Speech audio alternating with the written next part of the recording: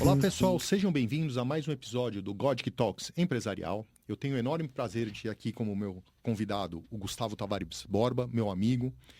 Ele é diretor da CVM, é professor de Direito Societário e ele é doutor em Direito Comercial pela PUC de São Paulo. Ele é sócio de Tavares Borba, advogado, trabalha aí com uma grande experiência na área de Direito Societário, com fundos de investimento, com contencioso societário. Gustavo, seja bem-vindo. Obrigado, Marcelo. Prazer estar aqui.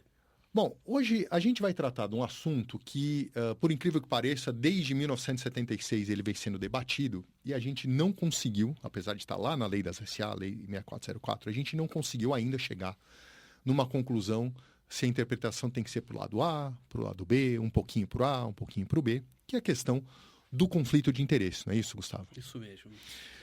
A questão do conflito de interesse, inclusive, foi objeto de pesquisa do próprio Gustavo, na tese que ele defendeu lá na Pontifícia Universidade Católica de São Paulo. Ele fez uma parte dessa pesquisa lá na Columbia University, foi visiting scholar lá, né? E é um assunto que se estudou com muita profundidade. Eu tentei tratar desse assunto também na minha tese de doutorado, quando eu tento aplicar a tal da entire fairness para resolver, né, para ajudar a contribuir nesse debate sobre conflito de interesse. Infelizmente, o artigo 115, parágrafo 1º da Lei das SA, ele ainda é objeto de interpretação divergente, inclusive perante a própria CVM. A CVM, a jurisprudência, ela tem sido pendular, né? Então, o tempo vai passando, então uma hora se entende que nós temos naquele último item do parágrafo 1º do artigo 115 da Lei das SA, né, a questão do conflito de interesse, o debate se é um conflito de interesse formal ou material. E essa discussão ainda não se esfriou, ela ainda é quente desde 1976. Né? Eu nasci em 72, a lei foi aprovada em 76 e até hoje a gente debate esse assunto. Né? Gustavo, qual que é a verdadeira polêmica na sua visão, inclusive você que já foi regulador, você que é um ex-diretor da CVM, qual que é a sua visão da verdadeira polêmica que está por trás disso? Bom, Marcelo, a questão eu acho que a polêmica, ela decorre de uma polarização muito grande entre as duas teorias. E talvez não se perceba, de parte a parte, pelos defensores de uma ou de outra corrente, que as duas correntes têm problemas sérios. Uhum. Então, quando você pega o conflito formal, você parte do princípio que quando o controlador está conflitado, ele já não é o melhor agente para decidir o futuro da sociedade, as decisões da sociedade.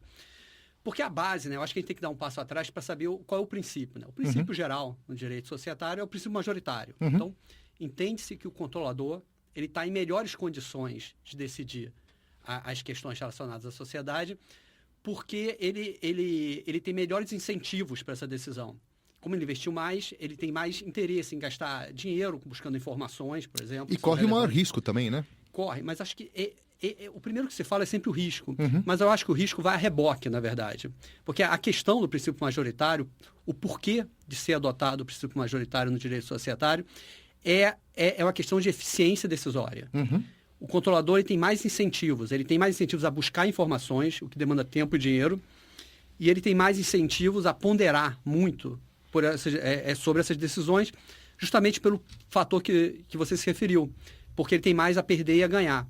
Para o minoritário, ele pode ter interesse, mas economicamente não faz sentido ele se dedicar tanto, porque o retorno vai ser menor. Uhum. Então, eu acho que esse ponto é muito importante, o porquê do princípio majoritário. O princípio majoritário é um indicador de eficiência transacional. Então, ele está em condições melhores de proferir essas decisões que interessam a sociedade.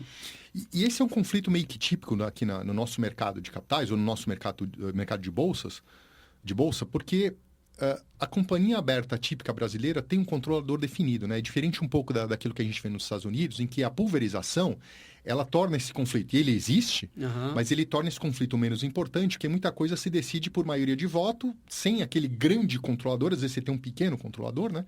Sem aquele grande controlador que acaba votando e atropelando o minoritário muitas vezes também, né? O conflito existe em quase todas as relações, a verdade é essa. E as regras existem para endereçar externalidades que decorrem desse conflito. Então, quando você não tem situação de conflito, a situação é o princípio majoritário. É muito simples, o controlador vai decidir. Então, essa não é um princípio totalmente democrático, mas é o princípio que busca a maior eficiência para a companhia. Aí o problema é quando surge o conflito de interesse. Isso muda a equação. E muda essa equação, e isso é considerado em todas as jurisdições. Nos Estados Unidos considera. Quando tem um conflito, muda da Business Judgment Rule para a Entire Fairness Test. Então, os Estados Unidos considera também, tal como o sistema brasileiro. E o tempo todo isso é discutido lá no judiciário. Sim. Os efeitos. No Brasil, ao meu ver, a questão é polêmica, o CVM já decidiu de várias formas, mas no Brasil, ao meu ver, a opção legal foi o conflito formal. Porque a lei fala que o conflitado está proibido de votar. E cita alguns exemplos. Ao citar esses exemplos, está proibido de votar no conflito de interesse e no benefício particular. Eu acho que esses duas situações, conflito de interesse e benefício particular, é duas espécies do mesmo gênero. Concordo. É quando alguém tem está numa situação que pode afetar a análise dele no melhor interesse da companhia, porque tem o interesse dele, um benefício fora do comum, ou um interesse conflitante, aí está em uma posição de antagonismo com a sociedade. Para a gente simplificar, a gente pega uma transação da sociedade com o controlador, com a pessoa física. Esse é um típico caso de transação conflitada, porque, de um lado, o controlador iria decidir, e do outro lado, o próprio controlador, como pessoa física, iria decidir uma venda. Ele está dos dois lados da mesa, né? Está dos dois lados da mesa. Self-dealing transactions, que se fala no direito americano. Então, para deixar muito simplificado isso para os ouvintes, essa situação é mais simples. O controlador de uma sociedade vai estabelecer um contrato para uma venda de um imóvel para a sociedade. Então, isso eu acho bom falar para contextualizar de forma pragmática, né, para quem está escutando. Então, quando surge uma situação como essa, isso afeta essa dinâmica decisória de eficiência. E a lei adota dois sistemas, né? O sistema formal, que eu considero que é o que vigora no Brasil, ele entende que, nessa situação, o indicador de eficiência decisória não é mais o princípio majoritário, porque o controlador está conflitado. E aí ele desloca esse poder decisório para a maioria da minoria não conflitada, ou seja, todos aqueles que não estão conflitados estariam em melhor posição para decidir aquela situação. Isso não quer dizer que o controlador iria decidir contra a sociedade. É só um critério, tal como o critério do princípio majoritário. O princípio majoritário como regra e essa exceção. O conflito material, o Entire Fairness Test, que como é adotado nos Estados Unidos, adota outro sistema para lidar com isso. Ele adota o sistema que, se o controlador está conflitado, os minoritários que discordarem dessa decisão, eles podem acionar, e nessa situação não vigora mais a Business Judgment Rule. O controlador ou o agente conflitado, ele vai ter que provar. Então, existe uma inversão no ônus da prova. Exatamente. Para que o conflitado prove que aquela decisão foi totalmente justa, e se não provar, ele vai ser condenado.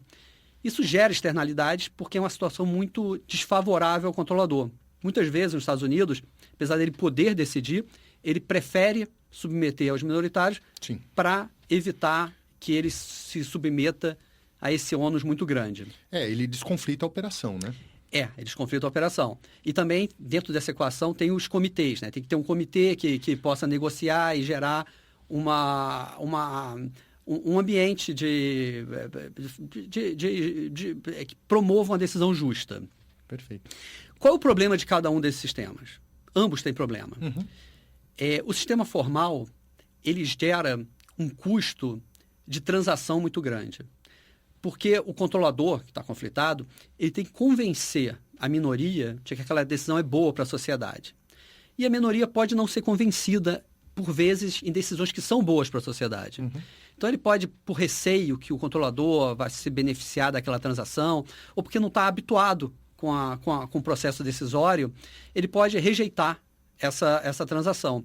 E aí você perde bons negócios. Então, você tem um custo transacional muito grande. Do outro lado, tem o conflito material. O conflito material, ele não tem esse custo transacional, porque o controlador pode impor a decisão. Só que, ao impor a decisão, em contrapartida, ele precisa trazer um terceiro para essa equação que vai analisar se essa decisão é justa. E também submeter ao ônus de provar isso. Então, você traz o poder judiciário, nos casos dos Estados Unidos, ou arbitragem, se for o caso. As companhias abertas brasileiras são sujeitas à arbitragem na B3, né? Exatamente. Para decidir se aquela decisão é justa ou correta, se fosse o caso aqui no Brasil. Então, você gera um risco de decisões equivocadas, o que se chama de custo de adjudicação. Então, tem um custo de transacional grande e um custo de adjudicação pequeno, porque uma vez que houver acordo, havendo acordo entre maioria e minoria, entre o controlador e a minoria, resolve-se a situação sem que um terceiro tenha que ser chamado para analisar a situação. No conflito material, você não tem esse custo, você pode impor a decisão, mas se alguém impugnar, você tem que trazer um terceiro e você corre riscos de decisões equivocadas, que considerem justas decisões injustas ou considerem injustas decisões justas. Então, o conflito material ele depende muito de um judiciário muito capacitado para analisar a substância econômica das decisões. Os Estados Unidos é um exemplo ímpar disso, porque tem uma corte de Delaware que é muito habilitada, tem instituições que são habituadas a analisar o conteúdo econômico dessas transações e produz decisões rápidas e boas.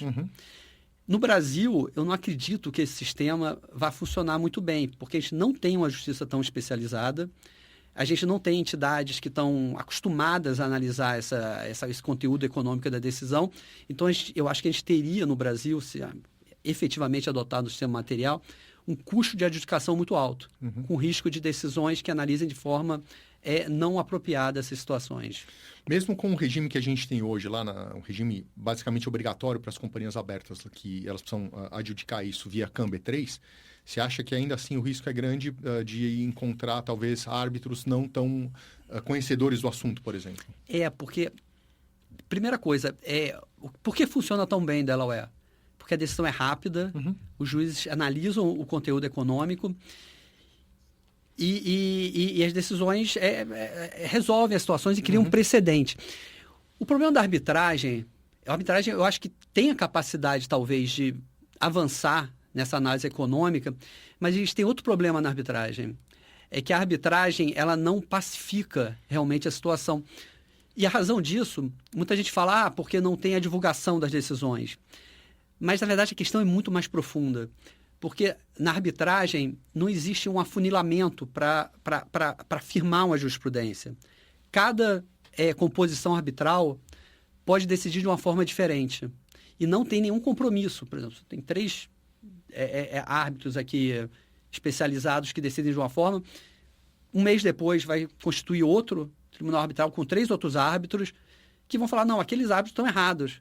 E vão decidir de outra forma. E no terceiro vai decidir de forma diferente. Então, diferente do judiciário, e essas questões que envolvem direito societário, ambiente econômico, é muito importante ter uma pacificação.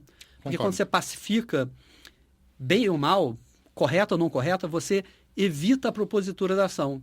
As pessoas sabem como o órgão que vai analisar se comporta nessa situação, e aí gera incentivos para não vou entrar com ação, mesmo discordando, porque o resultado vai ser desfavorável a mim.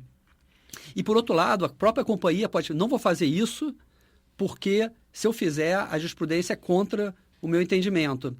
Então, acaba pacificando. Quando você tem a arbitragem, ele tem esse problema que nunca finaliza, né? Nunca estabiliza, porque não tem um órgão acima de formalização. E o processo arbitral, ele tem um problema natural, tanto que eu tenho enormes críticas em relação às companhias abertas brasileiras, elas se submeterem quase que de forma obrigatória, porque a gente tem uma bolsa, e a bolsa exige, né, que se adote uma cláusula arbitral, né, nos estatutos, porque a própria arbitragem, ela não consegue andar muito rapidamente, pelo menos no começo, né? A gente achava que a arbitragem é rápida, ela é eficiente, etc., mas até iniciar o procedimento arbitral, instalar o painel, instalar o procedimento, né, muita coisa já aconteceu. E às vezes aquela operação ela já se consolidou ao longo do tempo. Né? Lembra até um pouco aquele caso Nestlé Garoto do CAD, que depois de não sei quantos anos foi julgado pela Justiça Federal, falou, agora não tem mais o que fazer. Né? Eu não estou dizendo que a arbitragem vai demorar tanto tempo assim, mas a gente sabe que a arbitragem ela tende, hoje em dia, a demorar alguns anos para ser concluída. Né? Então, o resumo, né? É uma questão complexa. Todos os sistemas, os 2 principais sistemas que são adotados no mundo, têm suas externalidades negativas e positivas. E a melhor solução vai depender das das condições concretas que existem numa jurisdição.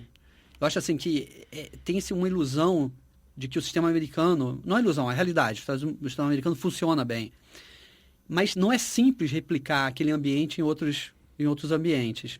Não é simples. E o que eu acho que é o grande problema aqui no Brasil é que ele está muito polarizado entre um regime e outro. E os dois regimes têm problema. Talvez a gente tivesse que dar um passo além para criar um sistema que considerasse as deficiências desses dois sistemas para equacionar, equilibrar melhor um sistema que funcione. Talvez, isso é uma questão complicada, eu analiso no meu livro, mas talvez, em casos de conflitos de interesse, criar um comitê realmente independente, escolhido majoritariamente pelos minoritários, que possa negociar e até convencer o minoritário e dar legitimidade para a decisão do minoritário e até, eventualmente, dispensar e permitir o controlador votar se esse sistema de comitê funcionar de forma realmente eficiente para gerar uma convicção de que aquela decisão é boa para a sociedade. Em resumo, fugir dessa polarização entre formal e material e encontrar soluções intermediárias que consigam costurar melhor. E de acordo com a nossa realidade, talvez. E de acordo com a nossa realidade. Bom, você está falando da nossa realidade, etc. E só relembrando aqui que você foi regulador um dia, né? Você é um ex-diretor da CVM e tal. Nos debates que eram travados lá dentro da CVM, qual que era a visão? E assim, a gente sabe que a jurisprudência da própria CVM, ela titubeou. Ela foi para um lado, depois foi para o outro, ela era pendular, né? Você, quando estava lá, como foi a sua experiência quando você lidava com esses casos? Como que era o tipo de debate que era travado lá? Na época que eu fiquei na CVM, que foi de 2015 a 2018... estava bem estabilizado, porque teve um longo período de estabilização no conflito formal. Desde o caso do Tractebel. Tractebel, sim. Ficou estabilizado durante mais de uma década, que era formal, mas sempre com votos divergentes. Certo. Mas foi um período de maior estabilidade. Depois que eu saí da CVM, é que teve, acho que em 2022, se eu não me engano, a inversão de novo para o conflito material, no caso Springer. Acho. Isso. Então, assim, no período que eu estive lá, o entendimento era que era formal e acho que o regulador ele não cria o sistema, na verdade. Não. Porque o sistema está na lei. Isso aí. Então, é uma questão de interpretação. E as interpretações são muito díspares, né? Então, acho que a gente teria que caminhar para porque, assim, há um tempo atrás, tentaram promover uma mudança na lei de SA para alterar realmente para o conflito material. Só que era uma alteração que não considerou as características do conflito material. Para você mudar o conflito material, você tem que criar um padrão de decisão. Os Estados Unidos criou, né? O Entire Fairness Test. E tinha que criar um padrão de decisão e uma inversão do ônus da prova. Porque se você só falar que é conflito material e não criar uma inversão e nem criar o padrão, você cria um sistema totalmente disfuncional que agrega o pior do formal e o pior do material. Então, acho que essa é a questão. A gente pode mudar para um, pode mudar para outro, pode entrar numa opção intermediária, mas a legislação tem que equacionar todas as pontas dessa operação. O que eu defendo é exatamente isso, é a gente começar a aplicar o Entire Fairness Test para ver se a gente consegue tentar pacificar isso, né? E você fala muito da polarização e realmente, né, existe uma polarização. Se você fosse o legislador e pudesse sozinho, né, editar uma lei sem ter que discutir isso, etc. Mas qual que é o caminho concreto que você traçaria para poder despolarizar? Eu acho que assim, um caminho que teria que ser explorado, essas coisas são muito complexas, né? Tudo que você mexe na lei, na regulação, é muito complexo. Mas acho que um caminho intermediário seria criar comitês realmente independentes, ou seja, que tenham padrões que têm que ser seguidos e que se permita aos minoritários a eleição da maior parte desses conselheiros. E lembrando que eles são conselheiros que podem ser eleitos pelo controlador ou pelo minoritário, mas eles não representam os interesses do controlador ou minoritário, eles representam os interesses da companhia, né? Mas acho que tem que ter um comitê, que não seria o conselho, seria um comitê com poderes para negociar, com garantias também, com remuneração adequada, e que a maior parte desses conselheiros sejam escolhidos pelos minoritários. Okay. Eu acho que nessa situação, o comitê realmente analisando a substância da transação e concluindo que é uma operação interessante, boa para a sociedade, eu acho que isso poderia limpar a questão do conflito de interesse e permitir que o controlador participasse da votação, desde que o comitê realmente concluísse que aquela operação é benéfica para a sociedade. E aí a gente inverteria mais uma vez. O minoritário que decidisse... Eu acho que seria difícil o minoritário que escolheu a maioria, grupo de minoritários, que escolheu a maioria dos membros do comitê, sustentar que a decisão do comitê seria equivocada. Mas teria essa opção de ir para o judiciário. Mas acho que seria muito reduzida a possibilidade de reverter uma decisão dessa, porque teve o comitê majoritariamente escolhido pelos minoritários e que concluiu que a transação era benéfica para a sociedade.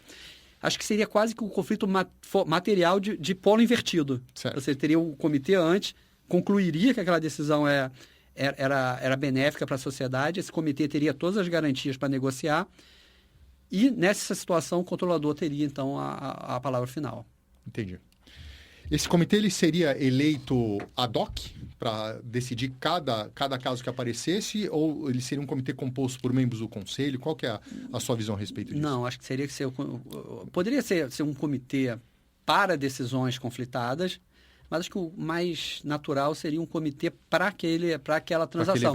Até porque o comitê tem um custo, né? Tem um custo. Como o conselho tem também, né? E só justifica realmente esse custo quando se tem uma operação de grande porte, né? Que justifique o custo da constituição do comitê. Então, assim, eu acho que o mais adequado seria para analisar aquela operação e focado naquela situação. Perfeito. Estava lembrando aqui, Gustavo, que a gente fez um evento lá na ASP, lembra? Em 2023, se não me engano. Você tinha acabado de lançar seu livro no Rio. Eu lancei naquele evento, meu livro aqui em São Paulo, e você fez um segundo lançamento aqui. É verdade. E nós trouxemos o Gustavo Gonzalez, trouxemos o Otto, eles entraram online e a gente fez esse debate lá por 1 hora e tanto, né? Foi um debate muito interessante, né? Foi bem interessante. Não, né? Esse assunto, eu acho que é o assunto mais polêmico que existe. Desde 1976. Pois é, não é novo esse assunto. Não é novo e não se resolve, né? E é um problema mundial, né? Eu estava até comentando aqui antes com você que um artigo muito recente do Zohar Goshen trata dessa questão nos Estados Unidos. Alguns problemas também de avaliação quando tem alguma questão idiosincrática na operação. Né? Não obstante, toda a jurisprudência que ela é bem volumosa lá em Delaware, né? A jurisprudência da Business Judgment Rule, de Entire Fairness, de Enhanced Scrutiny e tudo mais, né? E essa polêmica recentemente por causa da operação do Musk, né? Então, exatamente. Foi isso que fomentou essa renovação da discussão lá nos Estados Unidos. Bom, esse episódio, ele não foi para trazer nenhuma resposta, ele foi para a gente fomentar o debate, né? Porque esse assunto não vai se resolver tão cedo e talvez a gente precise de uma intervenção do Poder Legislativo para talvez criar normas que sejam mais adequadas à nossa realidade, de companhia tipicamente, com controlador tipicamente definido, com um sistema de resolução de disputas hoje que, via de regra, acaba na B3. Então, era só para a gente acrescentar o debate, né, Gustavo? Exatamente. É uma questão complexa, não é simples. Pois é. Tem vários ângulos e tem muita polêmica, muita gente boa que defende um lado, defende o outro, então... Tem gente que muda de opinião. Tem também. Pois é, né? E a questão do jeito que está, né? Com essa insegurança, não é bom, né? Não é bom. A insegurança jurídica, ainda mais no mercado de capitais, é sempre um fator de redução de preço de ativos financeiros e tudo mais. Né? E cada um que defende um lado tem certeza que está na posição certa, né? Na verdade, acho que ninguém deveria ter certeza nesse caso, né? Perfeito. Gustavo, muito obrigado pela nossa conversa aqui. Eu acho que acrescentamos ao debate. Talvez quem não conhece esse assunto vale a pena se aprofundar, porque é o grande debate do direito societário brasileiro, né? Eu queria também pedir para vocês adicionarem aí o canal, né? Para vocês se tornarem seguidores e vocês darem um like também no nosso episódio. E até a próxima. Obrigado, Marcelo. Foi um prazer estar aqui e discutir o assunto com você. Até a próxima. Um grande abraço.